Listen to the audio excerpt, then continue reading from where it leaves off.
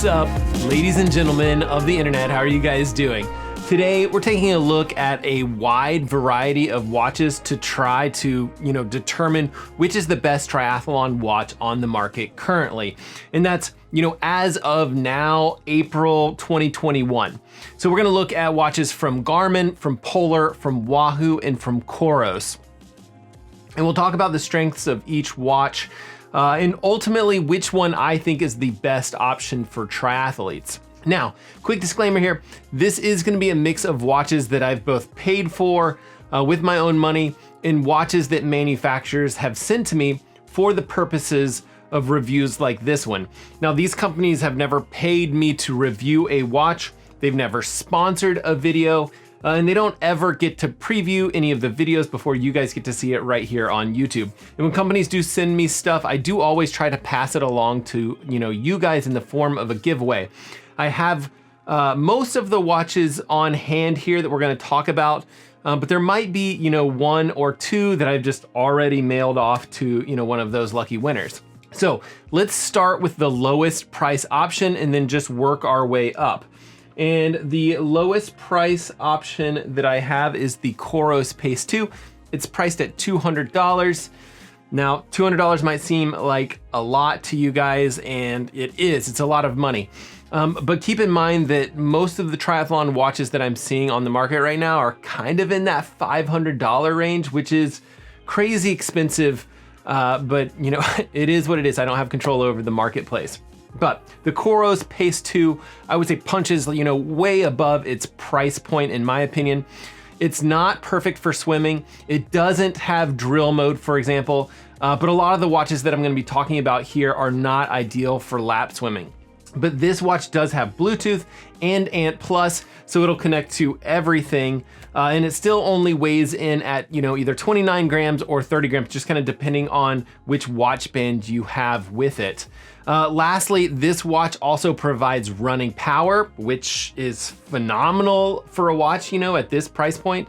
And if you're not familiar with running power, you can kind of think of it like, an estimated force that you're taking just to propel you forward when you're running. So, if you're going uphill, even if you're going slower, you might still be putting out more power. And that's helpful for, helping you pace yourself during workouts or races or what have you. If you wanna learn more about this video, I'll put a card up here somewhere, and you guys can check out the full review that I did on this watch, but it is a fantastic option. Next watch I have for us to talk about is the Polar VANTAGE M2. This one is priced at $300.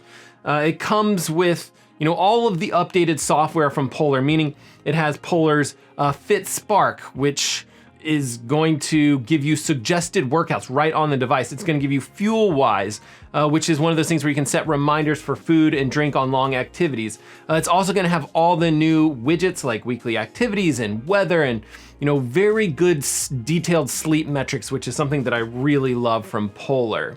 Next watch I have on my list is the WAHOO ELEMNT Rival. Definitely another one to consider. Price point on this one is $380.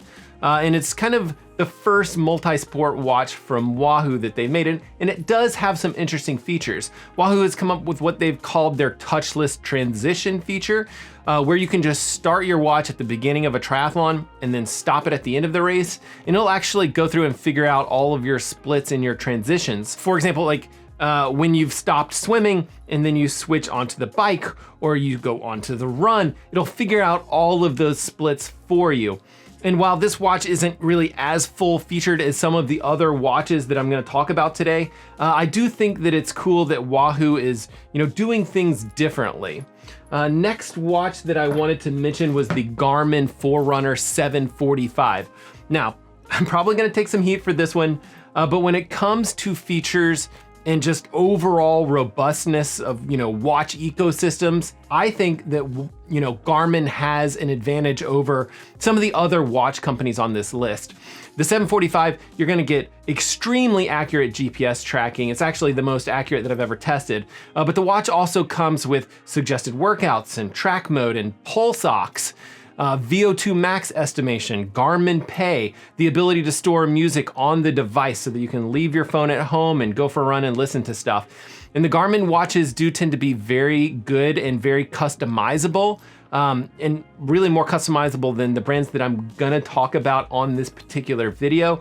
They have something called Connect IQ, which is just a way for you to bring in, different watch faces and different metrics and things like that right onto your device. You can kind of think of it like the App Store on a smartphone device or something like that. Not nearly as customizable as something like an Apple Watch with their App Store, but for this list, Connect IQ is definitely something which makes it stand apart.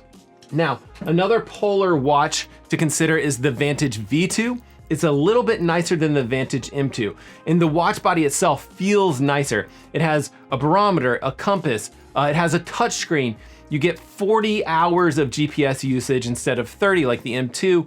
And while a lot of the software is the same on these two devices, the V2 really does feel like a nicer watch when you actually have both of them next to each other. And it does come with a higher price tag as well. The V2 cost $500. Later on, I am planning on making like a Vantage M2 versus a Polar Vantage V2 kind of specific video and go into all the details of the differences between these two watches. But Polar does make a watch in addition to these two called the Polar Grit X. It's a bit more rugged, and I would say it could still be used as a triathlon watch. The watch is priced at $429, so it's a touch less than this one. It's a little heavier than these two watches, but it might appeal to some of you guys. I actually tested it and it had very accurate open water swimming GPS data. And again, I'll leave links to that review as well if you guys want to check that one out. It would be an awesome option for a triathlon watch as well. Now, lastly, in my opinion, the current best option on the market for a triathlon watch is the Garmin Forerunner 945. It's still a very lightweight watch. It comes in at about 50 grams, a touch heavier than the 745, but it does all of those same things that the Garmin 745 does, but it has longer battery life, it has mapping, it has more storage. The screen itself is brighter. In fact, the Garmin 945 is still the brightest screen that I've ever tested on this channel. And the Garmin 945 typically costs about $600, but I've been seeing it for less than that. I've been seeing it on sale for as low as $540 recently. Again, I'll leave links to all of this stuff in the description of this video. But Garmin does make a few other watches that could easily be considered triathlon watches as well. They make a Fenix 6 series of watches, which is a bit heavier depending on which option you pick up. It's also a bit more expensive, costing anywhere from $550 all the way up to $1,100 depending on which variety you pick up. And I did a video talking specifically about the differences between the 945 and the Fenix series watches that again might be worth checking out, and I'll leave a link to it up here. But for the most part, if you're skiing or you're doing ultra distance runs, or you want a watch that has a sapphire face, just a bit more durable, that Fenix might be a decent option to check out. It might be worth kind of paying that extra price tag for that watch. And then lastly, Garmin just released a watch called the Garmin Enduro, which would also be kind of an interesting option for triathlon. It doesn't have all the bells and whistles of something like the 945 or even that Fenix series watches, but it does all of the basics, the swim, bike, run stuff that you would need. And it actually has about 2 to 3 times the battery life of those devices. And in all honesty, the more I wear this Enduro watch, the more I like it. It is a large watch, but I really am enjoying wearing this watch. And for me personally, if I had to pick a watch and throw all of the rest of these away, it would probably come down to, something like the 945 or maybe the Enduro. I really do love having this ridiculous battery life on this watch. Probably the 945, the only reason that I would be hesitant to suggest that you guys snag the 945 is the fact that this watch is 2 years old now, and I would expect Garmin to update this watch to something like the 955. And again, I don't have any sort of insider information, and it's dangerous for me to speculate on the 955, but if you're in the market right now for a triathlon watch, hopefully, all of this should give you, something to consider. And I'm sure that I missed a few watches, and obviously I haven't tested every single watch on the market. So drop down in the comments below and let me know, whether I was, way off the mark or which particular watch I missed in this quick roundup. But most importantly, keep in mind that a watch is not gonna make you any better of a triathlete. The only way to get better in this sport is to get out there, swim, bike, run, rinse, and then repeat it all over again. So make sure you guys do that, and I will see you guys on the next one.